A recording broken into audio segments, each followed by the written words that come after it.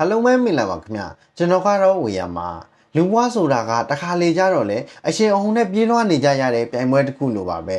မနက်မိုးလင်းတာနဲ့ရုံးကန်လှုပ်ရှားနေကြရပါတယ်လိုချင်တာတွေနောက်ကိုလမ်းရင်းနဲ့ကိုယ့်ရဲ့စိတ်ကလေးဘလောက်တောင်ပင်ပန်းနေပြီလဲဆိုတာကိုသတိမထားမိပဲကြော်ဖြတ်မိတတ်ကြပါတယ်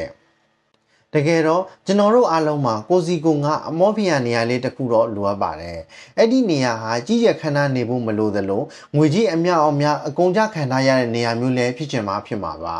။မိသားစုရဲ့ထမင်းဝိုင်းလေးလည်းဖြစ်နိုင်တယ်လို့ချီးရသူနဲ့လမ်းလျှောက်ရတဲ့အချိန်တွေလည်းဖြစ်နိုင်တယ်။ဒါမှမဟုတ်ကိုဝါသနာပါတဲ့အလုပ်တစ်ခုကိုအာယုံဆိုင်လုပ်နေရတဲ့မိနစ်ပိုင်းလေးတွေလည်းဖြစ်နိုင်ပါတယ်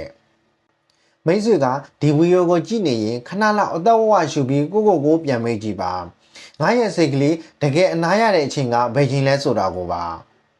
လောကကြီးကခက်ခဲခြင်းခက်ခဲလိမ့်မယ်အဲ့ဒီခက်ခဲမှုတွေကြမှာကိုပြန်လည်ပြောထောင်ပေးဖို့မမေ့ပါနဲ့အသေးဖွဲလေးတွေကအာစာကျေးဇူးတင်တက်လာတဲ့အခါကိုပြန်ပြီးချစ်တက်လာတဲ့အခါဘဝကအရင်ကထက်ပိုပြီးအတိတ်ပဲရှိလာပါလိမ့်မယ်ဒီနေ့မှာပင်ပန်းခဲသမျှတွေကိုဒီဗီဒီယိုလေးကိုကြည့်ပြီးပင်ပန်းတာတွေကိုခဏလောက်ချထားလိုက်ပါအရာအလုံးကကောင်းမှုအတွက်ဖြစ်လာတာပါ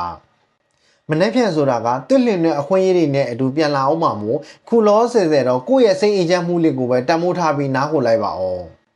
စိတ်ချမ်းသာခြင်းများစွာနဲ့အတူတည့်ရဲ့နေရတိုင်းကိုဖြတ်သန်းနိုင်ပါစေ။တရားပြရှင်သောနေရက်တွေကိုပိုင်ဆိုင်နိုင်ကြပါစေခင်ဗျာ။